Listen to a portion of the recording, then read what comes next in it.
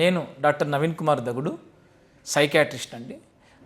ఆత్మవిశ్వాసం అనేది ఎప్పుడైనా సరే మనలో ఒక కనపడని ఒక ఒపీనియన్ మన మైండ్లో, మన శరీరంలో, మన మనసులో నేను చేయగలను, ఇది నేను డీల్ చేయగలను, ఇది కంప్లీట్ చేయగలను అన్న ఒక భరోసా అనేది గుర్తుగానే సెల్ఫ్ కాన్ఫిడెన్స్ అంటాం.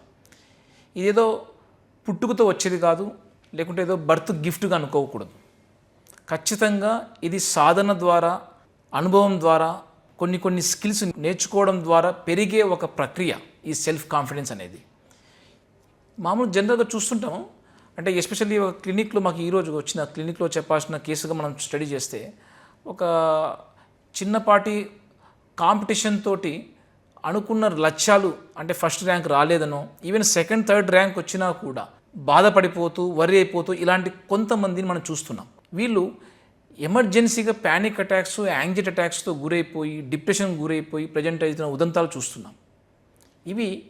ఇలాంటి వాటి వచ్చినప్పుడే ఖచ్చితంగా సెల్ఫ్ కాన్ఫిడెన్స్ అన్న విషయంలో కాస్త మనము డిస్కస్ చేయాలి, పబ్లిక్ అవేర్నెస్ పెరగాలి. ఇది పిల్లల్లో పెంచుకోవడంలో ఎలాంటి జాగ్రత్తలు తీసుకోవాలి, తల్లిదండ్రులుగా వాళ్ళు ఏదైనా తప్పు చేసినప్పుడు అక్కడ క్రిటికల్ కామెంట్ ఇవ్వడమో, క్రిటిసైజ్ చేయడమో కాకుండా ఆ తప్పు జరిగిన సందర్భం కానీ, తప్పు చేసిన విషయం కానీ నేర్చుకోవడానికి ఒక అవకాశంగా, ఆ తప్పును సరిదిద్దుకోవడంలో భవిష్యత్తులో అది ఉపయోగపడే ఒక వర్క్షాప్ లాంటి ఇన్సిడెంట్గా చూడడం చేస్తే ఆ పిల్లవాళ్ళు నైపుణ్యం పెరుగుతుంది, కాన్ఫిడెన్స్ పెరిగే ఛాన్స్ ఉంటుంది. కాన్ఫిడెన్స్ విషయంలో మనము కంపారిజన్ అనేది ఎప్పుడు కూడా ఫ్యామిలీలో మంచి అలవాటుగా మనం మార్చుకోకూడదు.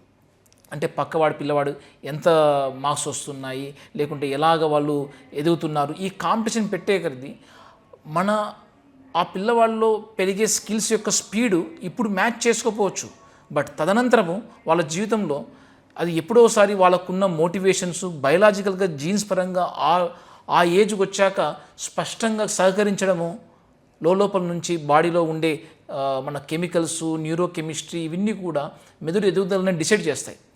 ఇవి ఏజ్కి అనుసారం ప్రస్ఫుటంగా బయటకు వచ్చేస్తుంటాయి. సో మనం కంపారిజన్ ఈ ఏజ్లో చేసామనుకోండి, అంటే భవిష్యత్తుని కూడా నువ్వు డిసైడ్ చేసి ఆ క్రిటికల్ కామెంట్ వల్ల ఆ అబ్బాయిని ఒక ఆత్మ న్యూనతా భావాన్ని పడేసినట్టు అవుతాం. సో అది ఎప్పుడు జరగకూడదు. ప్రతి తప్పు, ప్రతి ఫెయిల్యూర్ ఒక ఎక్కడ సరిదిద్దుకునే ఒక అవకాశం ఉండే ఒక ఈవెంట్గా చెప్పడం జరిగితే కనుక ఖచ్చితంగా మనం సపోర్టివ్గా వాళ్ళ మైండ్ సెట్ని పాజిటివ్ వైపు నడిపిన వాళ్ళం అవుతాం. కొన్నిసార్లు మరీ ఈ మధ్య కాలంలో చూస్తున్న వాళ్ళలో ఫ్యామిలీలో చదువుకునే ప్రాసెస్లో కానీ, లేకుంటే వర్క్ చేసే ప్రాసెస్లో కానీ రిజల్ట్ వైపుగా, అంటే ర్యాంకుల వైపుగానో, లేకుంటే మార్క్స్ వైపునో, లేకుంటే వచ్చే డబ్బు పరంగా వచ్చే రిజల్ట్ పరంగానో మనం చూడడం స్టార్ట్ చేస్తాం. యాక్చువల్గా ఎప్పుడైతే నువ్వు ప్రాసెస్ని, చేసే పనిని ఇష్టపడకపోగా, ఆ ప్రాసెస్ మీద ఏకాగ్రత పెట్టకపోతే, మనం రిజల్ట్ మాత్రమే చేసి కంపేర్ చేసామనుకోండి, అది మన సెల్ఫ్ కాన్ఫిడెన్స్ని మెల్లగా డిసైడ్ చేసే ఒక రిజల్ట్గా చూస్తాం. ఈ తప్పు. సెల్ఫ్ కాన్ఫిడెన్స్ అనేది మనం చేస్తూ ఉండే ప్రాసెస్లో మెల్లమెల్లగా డెవలప్ అయ్యే ఒక సైకలాజికల్ గుణం. వీటిని మనం ఎప్పటికప్పుడు అంచనా వేస్తూ, ఎదుగుతున్నాం, నేను నేర్చుకోగలను, ప్రతి ఇన్సిడెంట్ను కూడా నేను చేయలేను, నువ్వు చేయలేవు అన్న కామెంట్ల కన్నా నువ్వు నేర్చుకోగలవు, ఇక్కడ నేను చేయగలను, అట్లీస్ట్ అటెంప్ట్ చేయగలను, ప్రాసెస్ స్టార్ట్ చేయగలను అన్న ఇది ఒక సెల్ఫ్ కాన్ఫిడెన్స్ ఏర్పడడానికి ఒక నాంది, ఒక దారి ఏర్పడుతుందండి.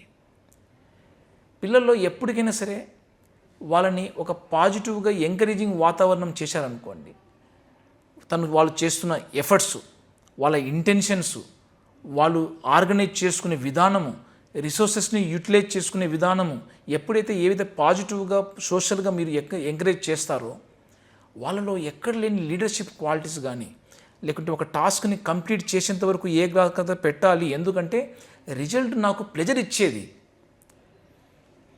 సో అది ఎప్పుడైతే సైకలాజికల్గా కనెక్ట్ అవుతాడో ఆ పనిని, ఆ మొత్తాన్ని తను ఎంజాయ్ చేస్తూ చేయగలుగుతాడు. ఇటువంటి సెల్ఫ్ కాన్ఫిడెన్స్ మనం ఇంక్రీజ్ చేయాలి. సెల్ఫ్ కాన్ఫిడెన్స్ లేకపోతే ఏమవుతాయి? ఒకటి, ఎప్పుడైతే తను ఆత్మ న్యూనతా భావన పడిపోయాక సో ముందుగానే ఒక యాంగ్జైటీ, ఒక టెన్షన్, ఎక్స్పెక్టేషన్ జరుగుతాయి. అంటే ఈ యాంటిసిపేటరీ యాంగ్జైటీ తనని మెల్లమెల్లగా తన కాన్ఫిడెన్స్ తగ్గించేస్తుంది.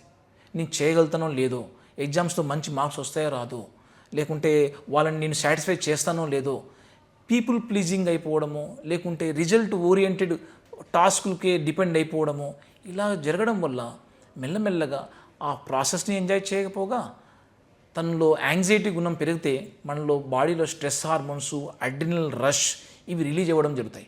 ఇలాంటి ఉదంతాలే ప్యానిక్ అటాక్స్కో, యాంగ్జైటీ అటాక్స్కో, ఎమర్జెన్సీ హాస్పిటల్కి మనం వెళ్ళడము ఇలాంటి కారణాలు కావచ్చు.